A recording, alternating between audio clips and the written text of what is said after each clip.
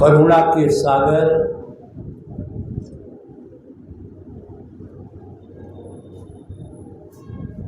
भगवान बुद्ध के जन्मदिन की पूर्व संध्या पर लोक शिक्षण अभियान ट्रस्ट द्वारा ज्ञानपीठ केंद्र के प्रांगण में यह कार्यक्रम शांति और सहानुभूति दिवस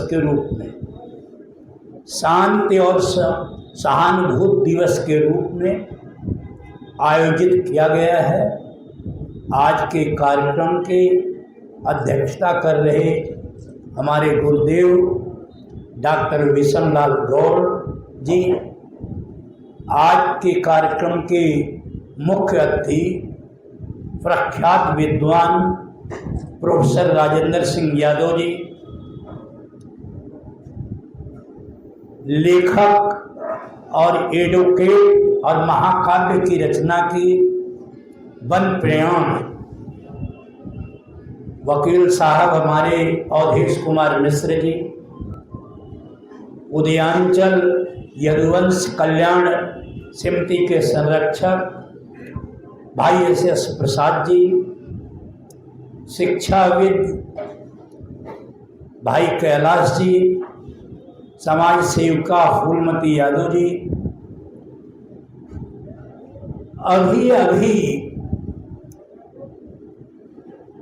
समाजवादी पार्टी के महानगर अध्यक्ष वीरेंद्र यादव जी आए हैं और उनके साथ जो सभी लोग आए हैं सभी का हम स्वागत करते हैं।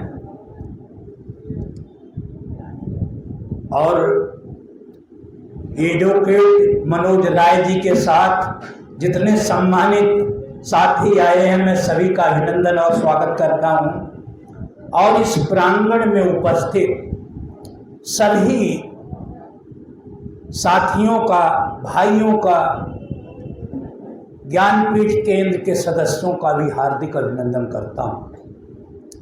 मैं अभिनंदन करता हूं मातृशक्ति का, जो यहाँ इस कार्यक्रम में आकर कार्यक्रम को सफल बना रही है और लगातार ज्ञानपीठ केंद्र पर सफल संचालन करते हैं श्रमिक नेता अनिल मिश्र जी।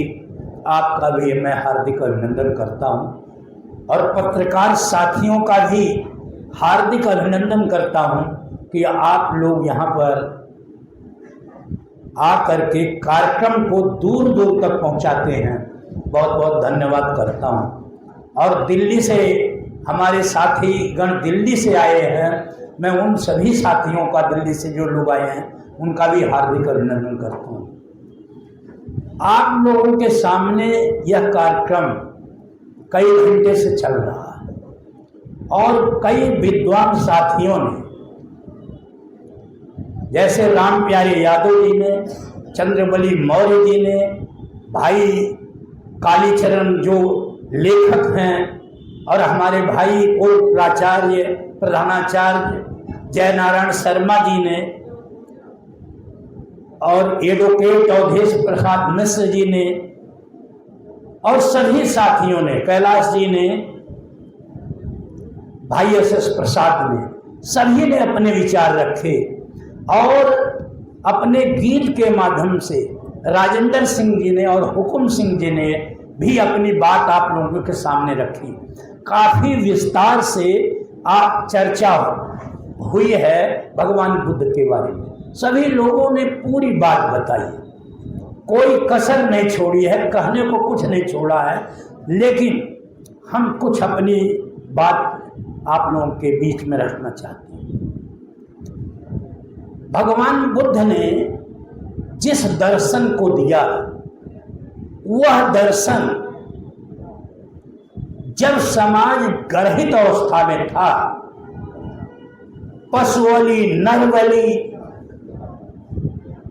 छुआछूत, असमानता समाज में थी, हिंसा का वातावरण था,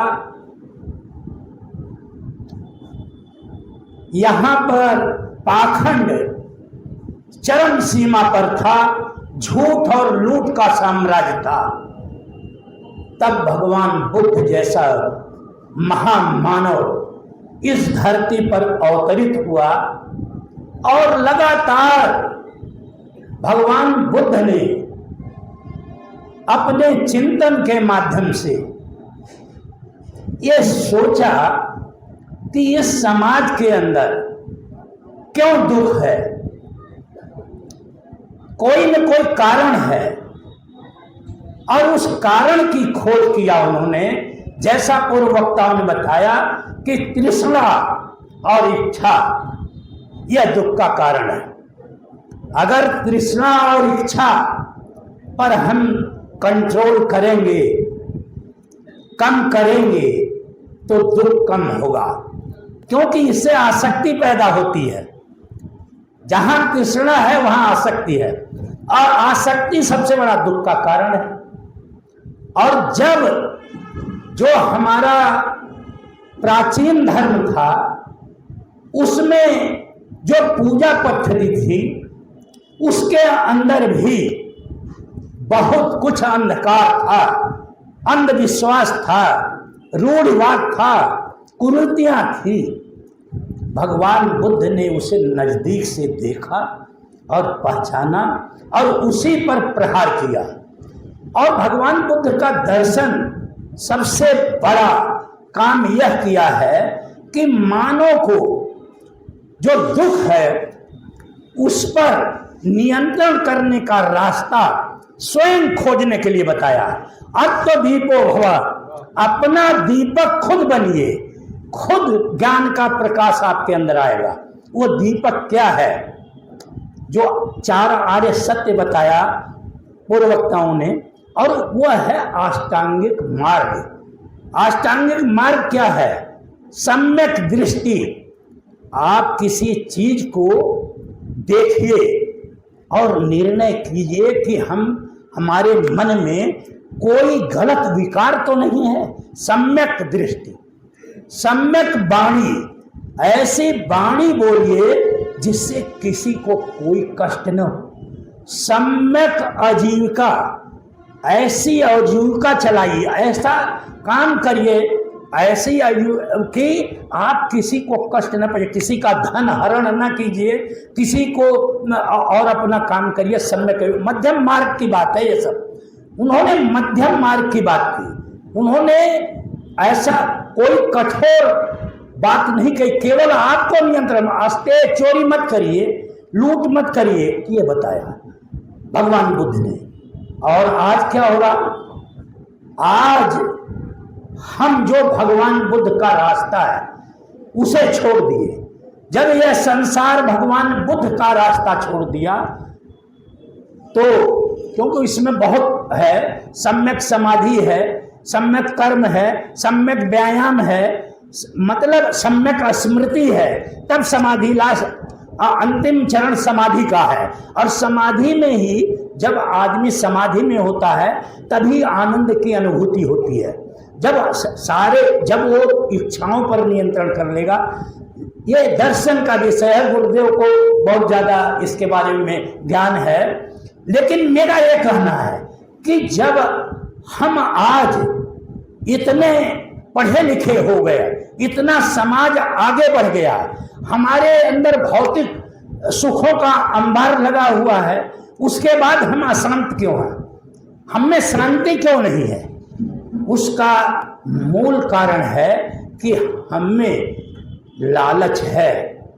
हम दूसरों को कष्ट पहुंचाकर अपना काम निकालना चाहते हैं। आज स्थिति इस देश के अंदर और पूरे विश्व में ऐसी बनी हुई है। क्यों अशांति है? अब तक पूरे विश्व में द्वितीय विश्व युद्ध के बाद 1 करोड़ से ज्यादा लोगों की जान चली गई है, और 2024 में ही कम से कम 50,000 से ज्यादा लोगों की जान चली गई है। हम इतने आगे बढ़े हुए हैं, इतना भौतिक सुख हमें प्राप्त हो चुका है, इतना हम उन्नति कर चुके हैं, उसके बाद भी हम अशांत क्यों हैं?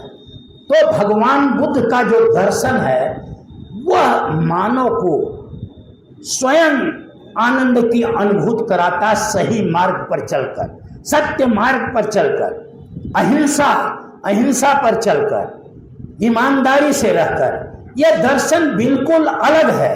दो दर्शन है, एक अनात्म दर्शन है, एक आत्म दर्शन है। आत्म दर्शन के कई ऋषि हैं, अनात्म दर्शन के महावीर स्वामी और भगवान बुद्ध। और सबसे ज्यादा अगर कोई महत्वपूर्ण है अनात्म दर्शन का तो भगवान बुद्ध हैं। महावीर स्वामी कहीं न कहीं भटक गए हैं, लेकिन बुद्ध दृढ़ हैं कि इस दुनिया में आप किसी देवी देवता के भरोसे आप काम नहीं कर पाएंगे। आपका कोई देवी देवता, कोई भगवान आपका कल्याण नहीं करेगा। आपको स्वयं मेहनत करना पड़ेगा, स्वयं लगन और अनुशासन से काम करना पड़ेगा, तभी आपके कार्य सफल होंगे और तभी आप अपने को प्रतिष्ठापित करके समाज में आनंद की अनुभूति कर सकते हैं। लेकिन आज स्थिति क्या है? सब केवल छिपी नहीं है। इस देश के अंदर जो पढ़े लिखे लोग हैं वो लूट और झूठ निर्लज्जता पूर्वक कर रहे हैं। कहीं कोई संकोच उन्हें नहीं है, न उन्हें किसी भगवान बुद्ध के दर्शन से मतलब है, न सनातन दर्शन से भी मतलब है। सनातन में ही कौन सा है कि आप लूट करिए, चोरी करिए? कोई ऐसा धर्म नहीं है दुनिया में जो ये कहता हो कि आप लोगों को कष्ट दीजिए। लेकिन हमारी स्थिति बनना तो हम चाहते हैं विश्व गुरु, लेकिन विश्व क्या चेला बनने की हमारी जो हमारा ज्ञान है वो विश्व के चेला बनने का नहीं है। क्योंकि इस देश के अंदर इतनी असमानता है, इतना विषमता है, जाति है, धर्म है, भाषा है, नस्ल है। यहाँ नफरत और असहिष्णुता का वातावरण बनाया जा रहा है। लोगों को 100 करोड़ से ज्यादा लोगों को 5 किलो राशन दिया जा रहा है। भारत प्रसन्नता रिपोर्ट में 147 देशों में 118वें स्थान पर है। आपसे नेपाल अच्छा है, नेपाल की स्थिति ठीक है आपसे। ये छोटा सा देश है। हम कहाँ खड़े हैं? शिक्षा के क्षेत्र में हम बहुत पीछे हैं। जब हर चीज में हम पीछे हैं और भगवान बुद्ध ने कहा कि आपको अत्व दीपो भवा, तो उस सिद्धांत पर क्यों नहीं चल रहे हैं? आज पूरा विश्व जो बारूद के ढेर पर है वो भगवान बुद्ध के विचार से ही बच सकता है। पूरा व्यक्ति और समाज बच सकता है। यहाँ पर कार्यक्रम इसीलिए रखा जाता है कि लोगों को, हमें अच्छी बातों को प्रचारित और प्रसारित करना है। लोगों को बताना है कि हमारी जितनी ताकत है उस ताकत का प्रयोग करके हमें सही आचरण और सही दिशा में लोगों को ले जाना है। क्योंकि राजनीति की स्थिति बहुत बदली हुई है।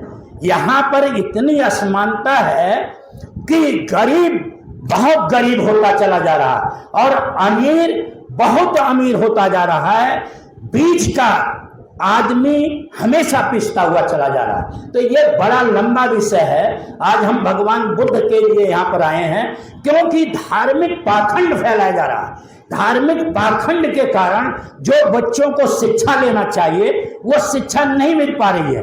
बेरोजगारी की ये हालत है कि 83% ग्रेजुएट इंजीनियर बेरोजगार है और 50% MBA के लोगों को रोजगार नहीं है।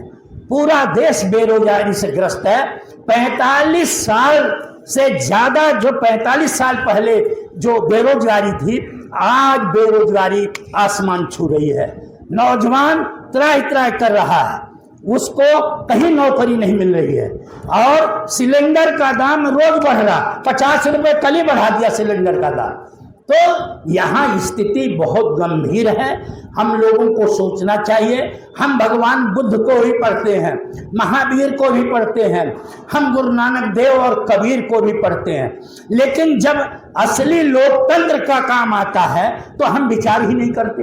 हम लोकतांत्रिक ताकत को मजबूत नहीं करते। और जब तक संविधान और लोकतांत्रिक ताकतें मजबूत नहीं होंगी, जब तक रास्ता आपको मिल नहीं सकता। तो आप सही दिशा में जा ही नहीं सकते। आप अगर गलत दिशा में जा रहे हैं, उन घोर पूंजीवादी व्यवस्था वालों के समर्थक हो रहे हैं, और आधी से ज्यादा जनता और नौजवान अगर धार्मिक पाखंड में लगे हुए हैं और झंडा उठाए घूम रहे हैं, उन्हें पता नहीं, उद्देश्य ही नहीं कि हम क्यों ये काम कर रहे हैं, उन्हें ये मालूम ही नहीं है, ना हम मालूम होने देना चाहते, उन्हें हम अशिक्षित रखना चाहते हैं, बेपढ़े लिखे रखना चाहते हैं, कि जिससे ये सत्ता से प्रश्न न पूछें जो सैकड़ों साल पहले उनके विचार में था, उसी विचार को आज भी लागू करना चाहते हैं। तो हम लोगों को सावधान रहने की जरूरत है।